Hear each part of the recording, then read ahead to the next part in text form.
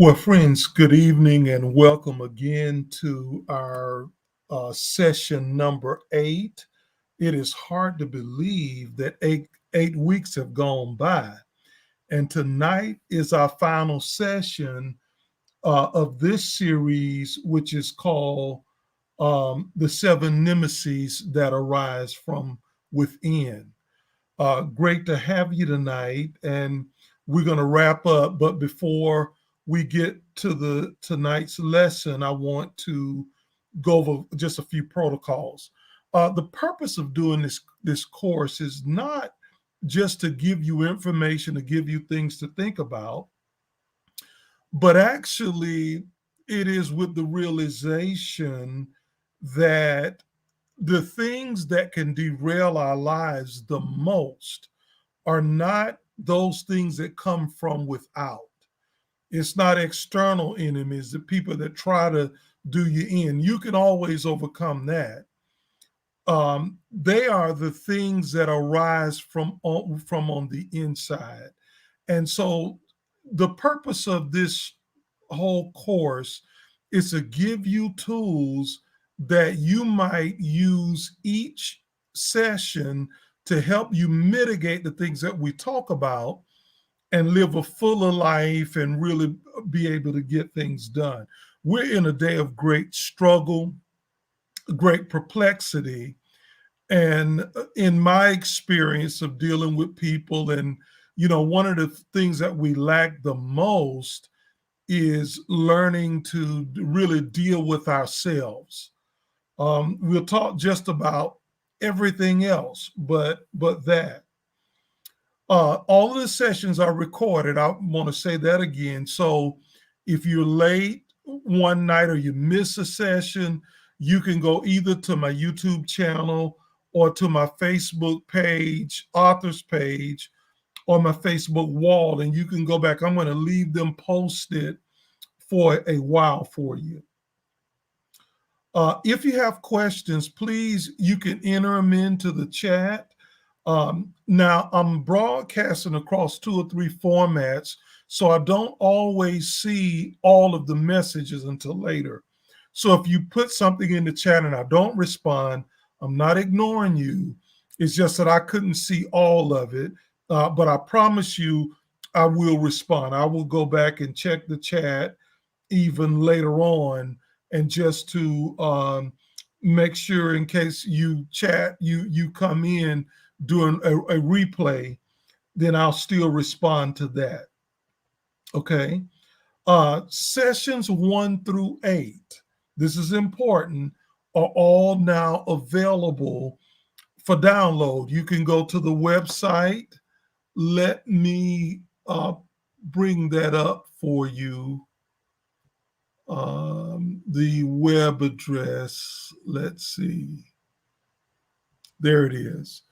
That is the website. If you go to the Seven Nemesis resource page, you'll see the downloads. You can download sessions 1 through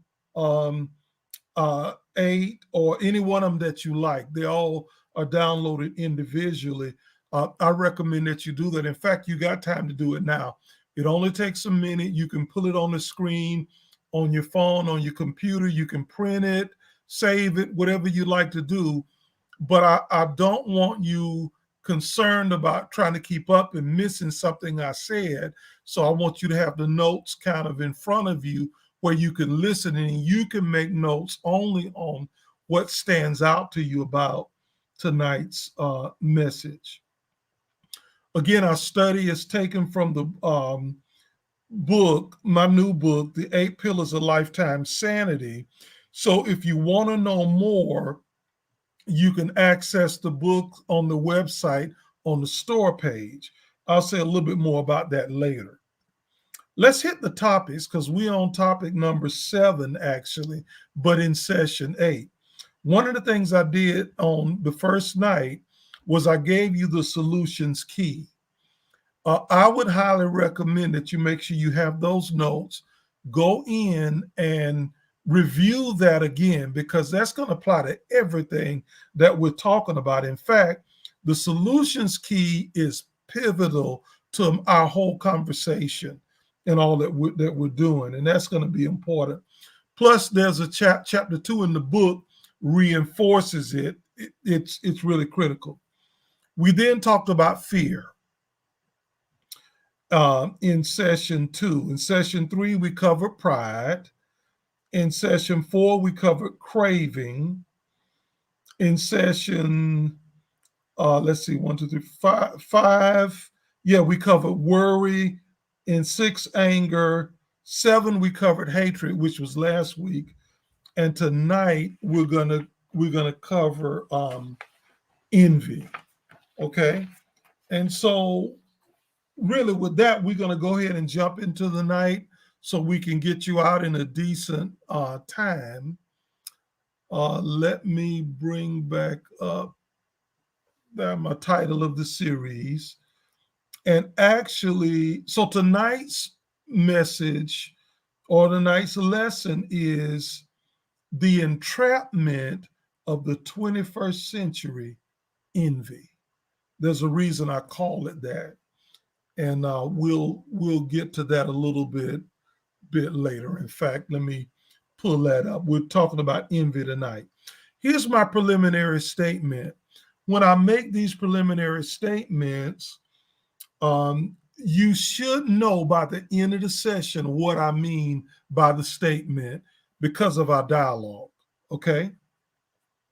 So, my statement is envy is the assassin of gratitude. Envy is the assassin of gratitude and can easily become your life prison sentence. Envy destroys gratitude and it can lock you up for all of your days.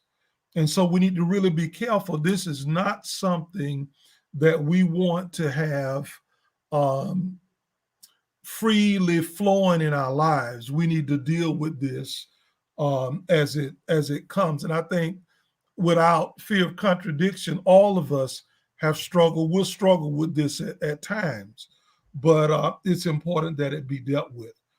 So definition, and I just this is in your notes. You have it now. The meaning of envy basically is the feeling of wanting to have what someone else has. Someone or something that causes envy.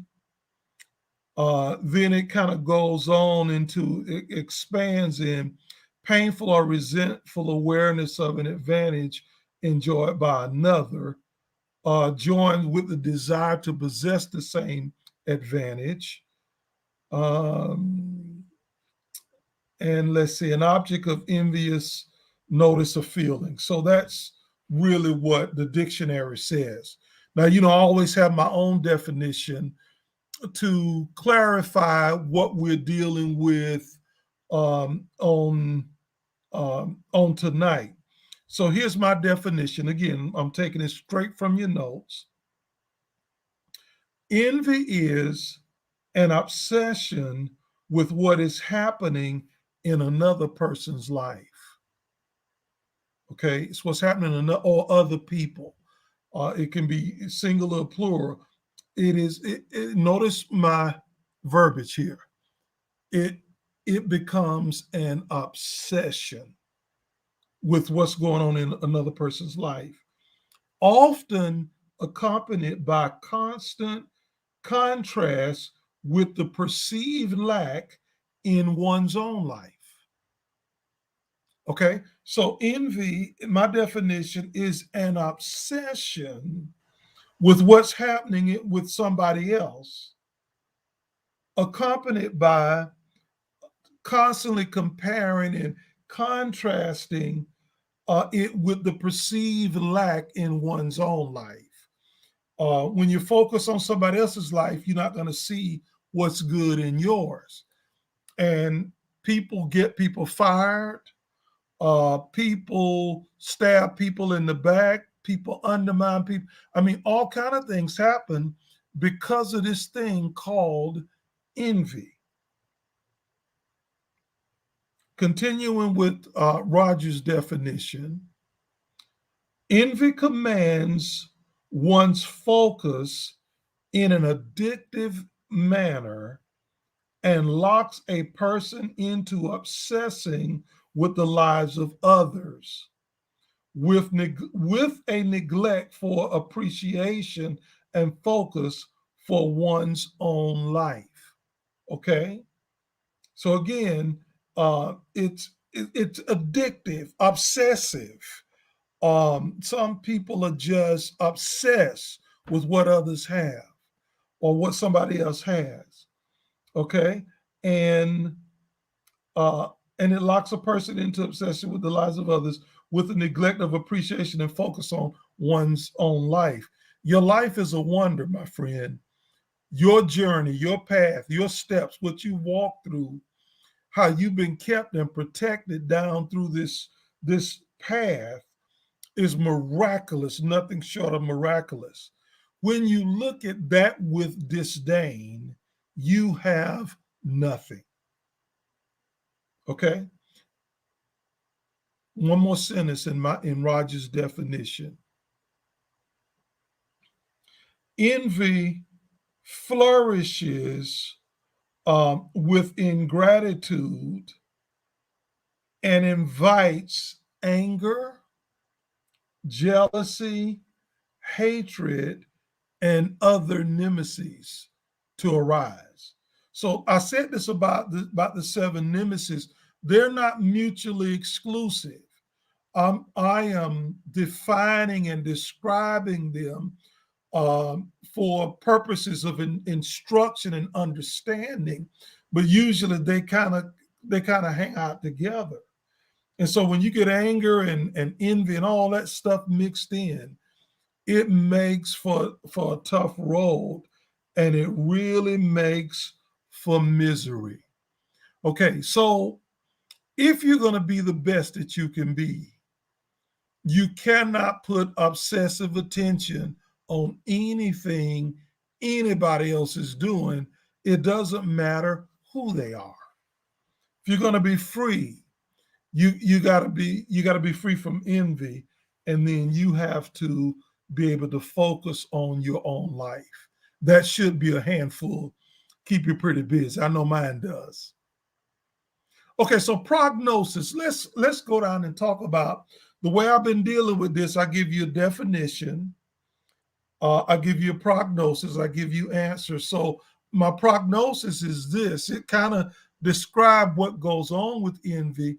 If you do nothing, this is kind of where you wind up. Okay. So again, I'm going straight through your notes. I don't think I made any changes to this as I updated my instructor's notes, as I often do after yours. Envy has its basis, like many of the other nemesis, in ignorance. Has its basis in ignorance. That's one thing all of them had in common. It's ignorance of reality, ignorance of how things really are, how they work. The assumption that someone else's situation is better than yours because of what you perceive as ideal conditions that you should have. Read that one more time. Has its basis in ignorance, but it is the assumption that someone else's situation is better than yours because of what you perceive as ideal conditions that you should have. Okay. And again, that's an assumption. Listen, you look at people's lives, you have no idea what they've been through, what they're going through, or the price they're paying for where they are right now. The only thing you tend to see is what you identify that looks good, that you wish you had or you feel that you should have. Um, and so we're just limited. That's why I say ignorance, it has its roots in ignorance. You have no idea. If you knew the story, if you knew the whole story, you would probably not trade places with anyone. You keep your feet planted right where you are and work through your own life because, friends, you don't know the half. What somebody's dealing with, that's their lot. They have strength and grace to deal with that. Wanting what they have, you don't have the grace to deal with what they're dealing with. And so you want to keep that in mind. My next point, so it has its basis in ignorance. There is a constant internal dialogue when envy is present in your life. There's a constant internal dialogue about how unfair your life is versus how good everyone else and everything else has it. So what tends to happen when envy lives in you, it may not just be directed at a person, it's a number of people that you think have something that you ought to have. And so there's this constant internal dialogue that my life ain't fair. This ain't right. I wasn't treated right. If I would have had this, if I and you go on, and it's internal. Can I tell you that's tormenting to really live that way? What you want to do is silence that, deal with that so you can live your life because it's beautiful just as it is. You just have to have new eyes to really see it. Okay. But constant, and we're thinking mostly all of the time. We have scientists tell us we have thousands of thoughts every day. A lot of those thoughts are internal dialogue that we're not even conscious of. It's just thoughts going, and we have them so regular, we think it's normal.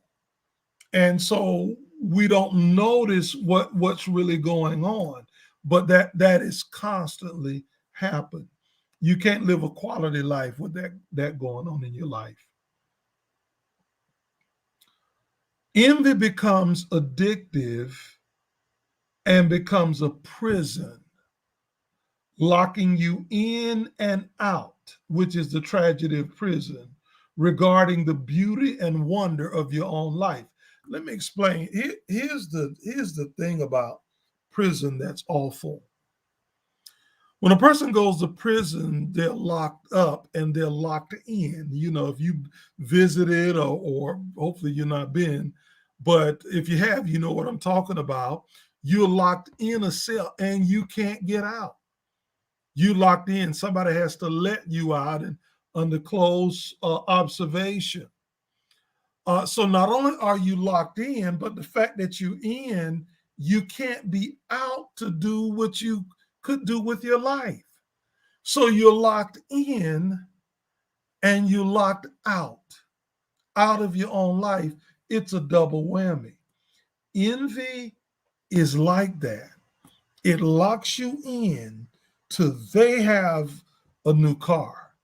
They have the kind of husband I wish I had, or the kind of wife that I wish I had. They have the position.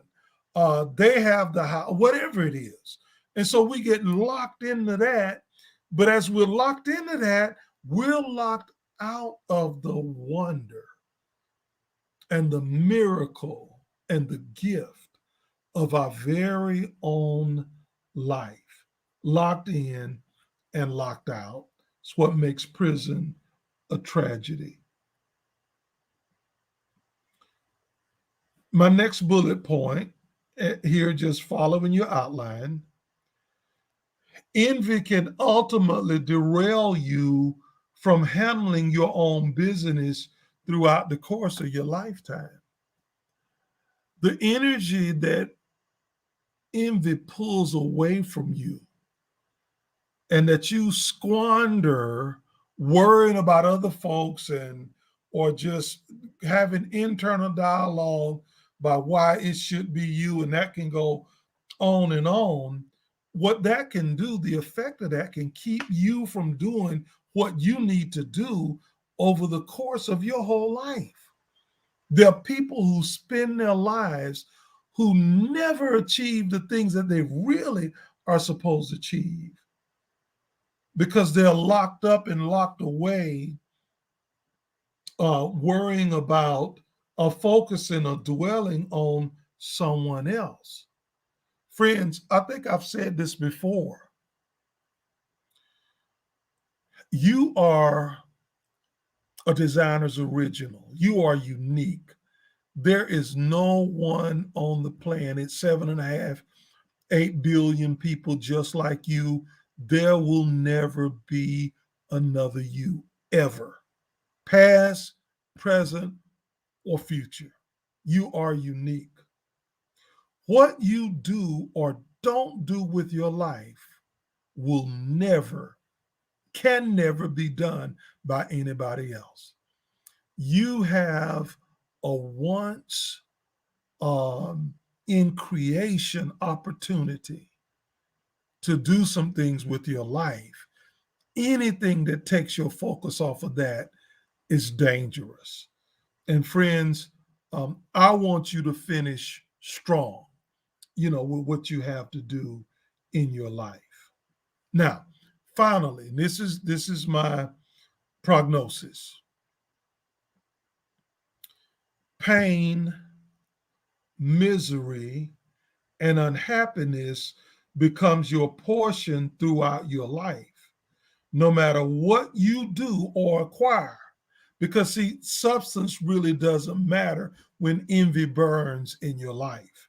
Doesn't really matter. Okay? Pain, misery, and unhappiness become your portion throughout your life, no matter what you do or acquire, as you observe your own life with utter and quiet disdain. Envy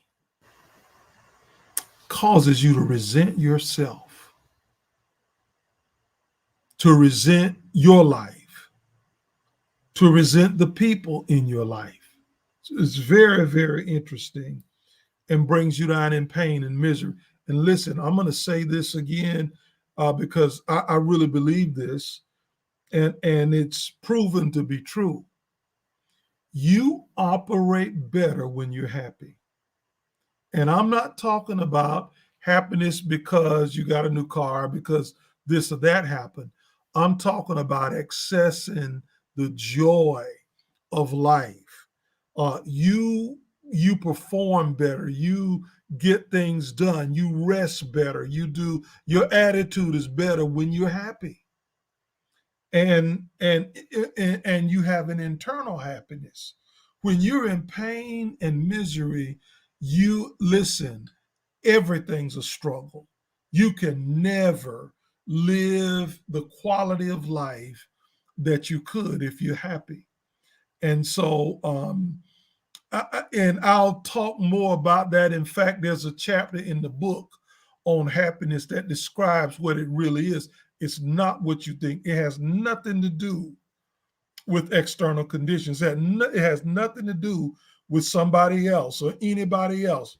Your happiness is 100% on your shoulders. That's really what it comes down to. Okay. So, again, just a note on that. So, envy is not something you want to leave alone. It's going to just really weigh you and pull you down over time. Let's talk about some answers because, again, I want you to take these lessons and sessions and put what I'm teaching you into practice so that you have a quality life, so that you in turn can help others. Listen, if we're going to be leaders in America and in the world today, the problems that we're facing and all those things, somebody's got to rise above all the arguments and hatred and contention. Somebody has to do that. It might as well be you and I.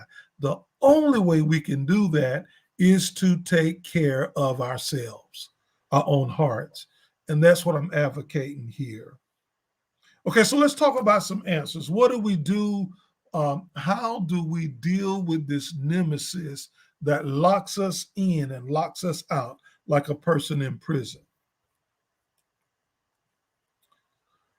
First, as I've said many other times, going back to lesson one, in the safety of the present moment, through quiescence and insight, you discover that the stories in your head are just that, stories that you don't have to buy into. So, what I mean by that, you've got it in your notes. I'm not going to even repeat it. You are able to touch stillness, to be quiet, and then to be able to see and to have insight. And then you realize that a lot of things that go through your mind are just stories. Um, your life is awful is a story. You are a loser is a story. Nobody likes you is a story. You don't have to buy into that. It's in the present moment. And I've again, go back to session one and listen to that. That's real important because the present moment is as near as you paying attention to your breath. It's always there.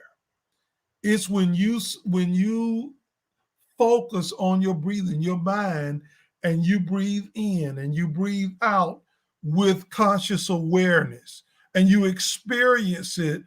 That you do it 5 times. I'm talking about 30 seconds. And what happens is you find that things begin to settle down. That is the present moment. Okay. So you don't have to buy into the stories. Again, when you enter the present moment, space is created between you and your thoughts. Usually, thoughts just come, and you may not even be aware of some of them. That you have feelings based on a thought that you've been carrying. You're not even conscious of it. When you begin to follow your breath, relax, space is created between you and your thoughts, and you can actually see what you're thinking. And then you can decide whether that thought is, as the book says, constructive, harmful, or neutral. Okay? Light shines through ignorance, and you begin to get a grip on what's true. That's what happens in the present moment. Friends, in the present moment, you can see the roots of hatred. You can see the roots of anger. You can see the roots of pain and hurt. You can see the roots of envy because the light of your awareness begins to shine. You can get a grip and a handle on what's true.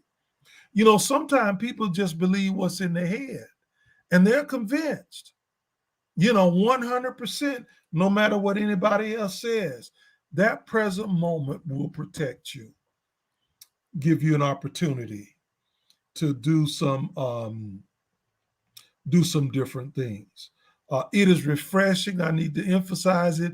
It needs to become a way of life. Stopping. I practice present moment awareness. I endeavor to do it constantly. When I'm driving, it becomes a way that you see things. And I try to keep careful tabs on what's happening in my own mind. That's important. Okay. So present moment awareness. Next, as an answer, when you enter the present moment, automatically things begin to change. This is what I want to say. Uh, it's not as much as an effort to try to do this or try to fight envy or try to fight hatred or any of the things that we talked about. Enter the present moment. I settle down. I inhale cool air coming in. I exhale warm air. I inhale and I experience it, and I allow my attention to be on experiencing my breath. As I do that, automatically things start shifting. And I said it to you before, if you do it before you pray, after prayer, before you study, whatever, that helps prepare you for wisdom and truth. So not only in the present moment, the light will shine, you further realize that all of life is ephemeral and that conditions do not form the substance of your life. Two key things. I said this in another session. When I say all of life is ephemeral, that means it's constantly changing. Guess what, friends? Emotions change. You know, discouragement changes. As a matter of fact, in order for you to have a bad day and believe you have a bad day and to keep that sustained, you have to keep the thought going that you're having a bad day. Feeling bad about something, you can't feel bad long. It can't last much longer than the thought. In order to keep feeling bad, you have to rehearse yourself over and over again to keep the bad feeling going. To anger, to stay angry, your anger will only last naturally about 3 seconds, it'll be gone.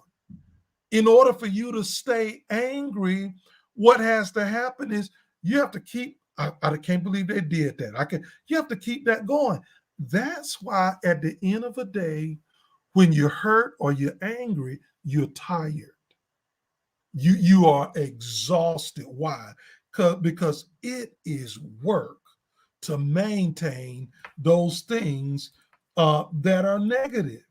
Okay, all of my ephemeral. So in the present moment, you can see that and you can help to make a shift. Okay, and then that's why conditions don't form the substance of your life because they're always changing. Everything's constantly, we live in a world that's changing. If you're basing anything on what's flowing in and out of time, you're going to be in for a tough ride. You have to grasp those things that don't change that we've been talking about, okay? But it's there in the present moment, okay? Remember that word ephemeral. It's key. If you're hurting, if your heart is broken and you are in pain, your pain could only last you a few seconds. I'm talking about mental and psychological pain.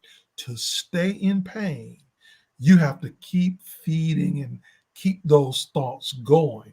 If you were able to see the thought, transform it, your pain will go away. Okay? It's this is so very, very important.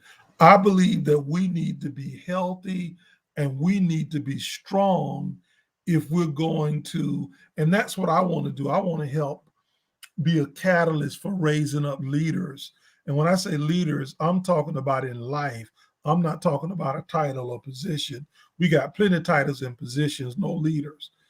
Wherever you are, whatever your field of work is, whoever you are relating to, your family, it is to help encourage you to really move on. And so I want you to be strong and to really be aware. Okay. All right. So the third thing here is that I want to say is in watering seeds of gratitude, underline seeds of gratitude, in watering the seeds of gratitude. And by that, um, make a list of things that you are grateful for. Okay. Make a list of things that you what you want to do is water your gratitude. You begin to realize how blessed you truly are. So, so what you want to do, see, envy takes you away from focusing on your own life and actually causes you to disdain your life. You look at your friend's Ferrari and then you look at your old Pinto 72. I'm just kidding. But you look at your car and then you feel bad about that, And the thing is that what happens is that as you are grateful, again, this is part of your, we talked about um, watering, cultivating parallel seeds. This is part of it. If you wrote down 3 things every day that you can be grateful for, that would be that would put you on watering seeds of gratitude. If you did that, you would never run out of things to be thankful for if you really thought about it.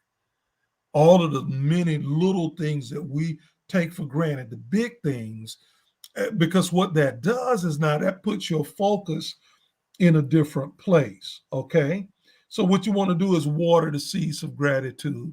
There's a lot. We could complain about a lot of stuff, but we have a lot that we can also be thankful for. So, watering seeds of gratitude. Okay.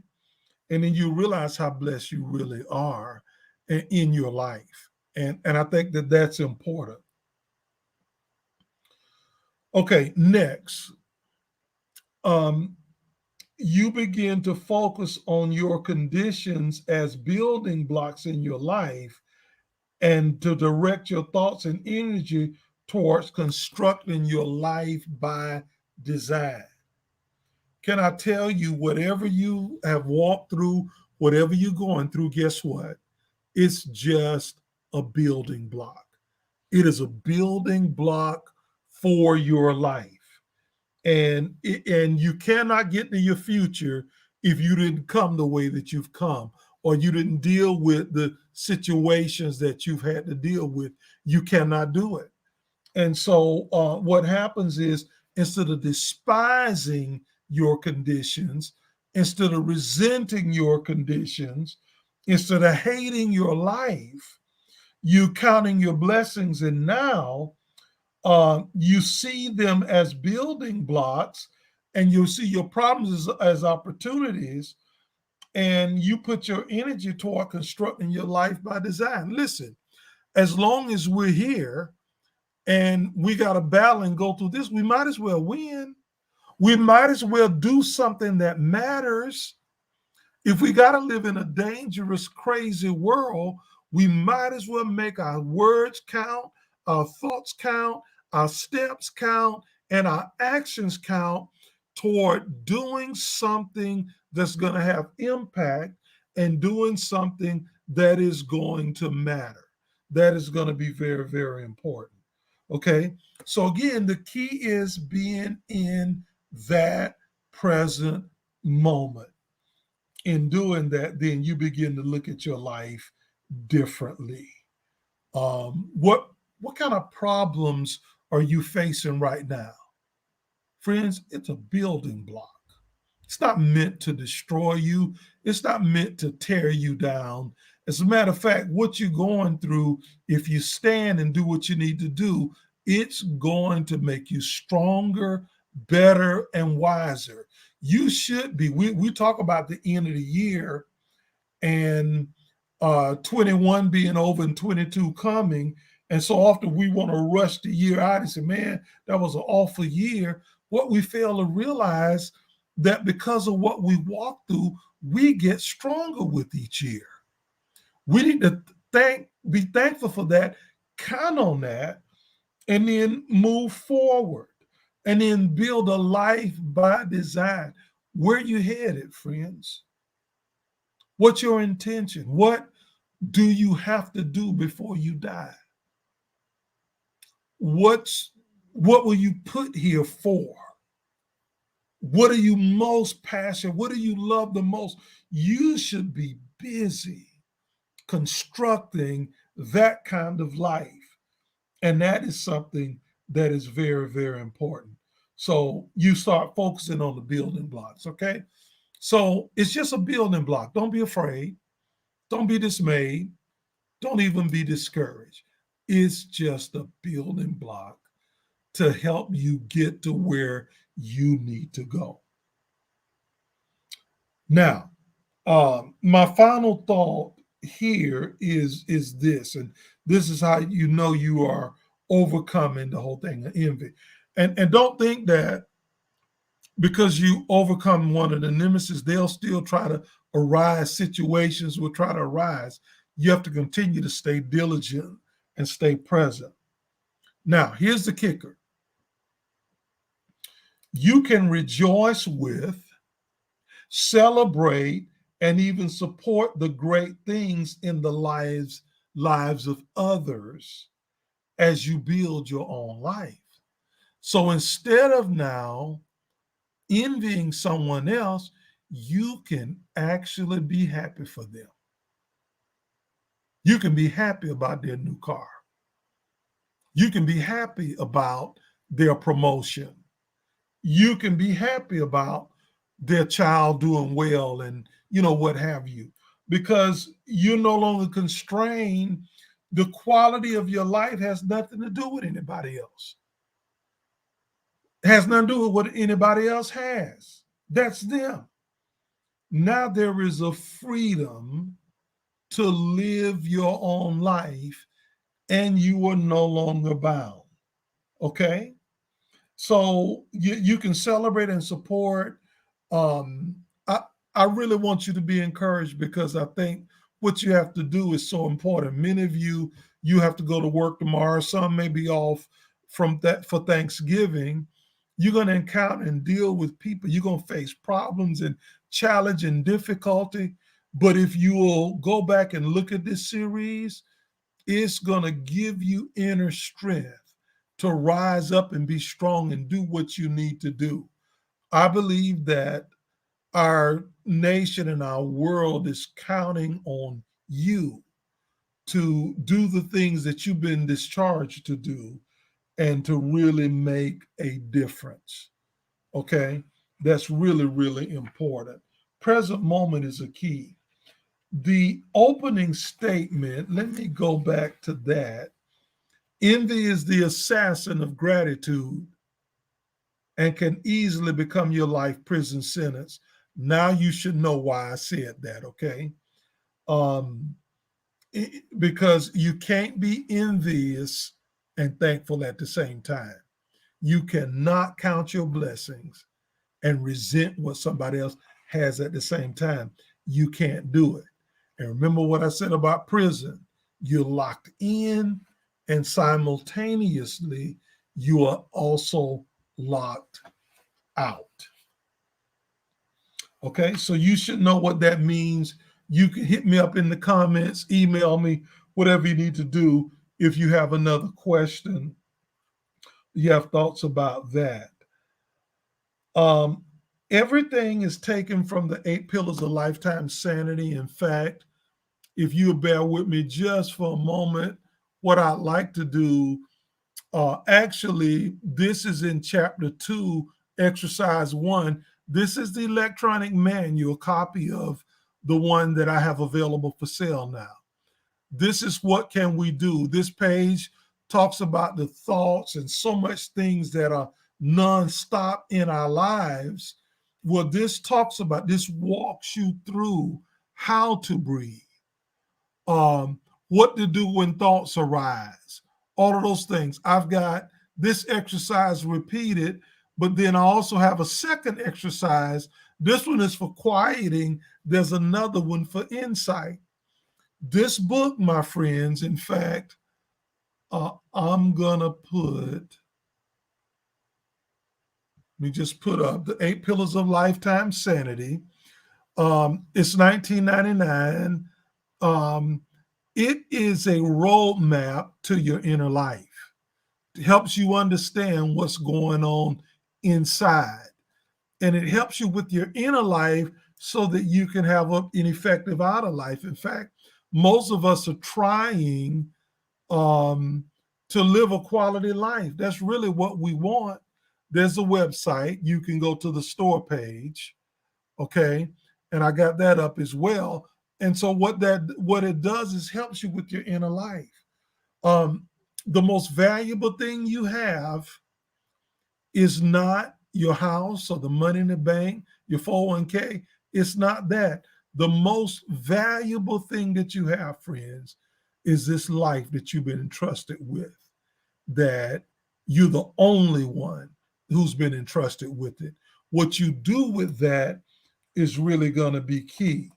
I encourage you to download the book. It's about a 6 or 8 hour read, but a lifetime study. Most of the people that have read the book actually begin to journal and write things down. That's important as well. Okay. All right. So let me. All right. So in our wrap up, this is lesson 8. We've getting out a little early and early, which is by design. I decided it's probably not good to keep you for a whole hour. And so I've tried to streamline the teaching and in things that are palatable. You can go back and listen to everything if you like. But what I want you to do is to be able to really move forward. I'm going to leave through the end of the year. I'm going to leave all of the messages up online. I'm going to leave the lessons posted online. And so over the holidays, maybe go back, listen to it. Shoot me an email. I have a blog even on my website. If you go in and put a thought on that, I'll be notified via email and I can respond to you. Friends, you can write me, email me, write in the chat, write on the blog, give me a call, whatever you want to do. I want to help you out. But I'm counting on you, and so is everybody else, that together we can do something awesome in these dark times and make a real difference. Okay. Pay close attention. Go to Facebook, like the author's page, sign up on my YouTube channel. Go ahead and join the channel, and you'll be notified when things come out. There's a lot more coming. I'm working hard to get you information as quick as I can because I believe what we all must do, we need to act quickly. Okay? That's all I have for now. I'm signing out. I'm going to get you out a little bit early. I hope you have enjoyed this series. I'll be communicating with you about what we're going to do. I'm going to still be posting the visual version of the newsletter. And you can also sign up for the newsletter and receive that every Monday morning. You can do that on my website. Go to the website, a box will pop up asking you if you want to join the newsletter. You can do that as well. Have a very happy Thanksgiving. Enjoy yourself and your family, friends. Be safe, be careful. And I will be in touch with you soon. Okay. Don't see any messages. So, with that, over and out. Hope you enjoy tonight, my friends. Take care.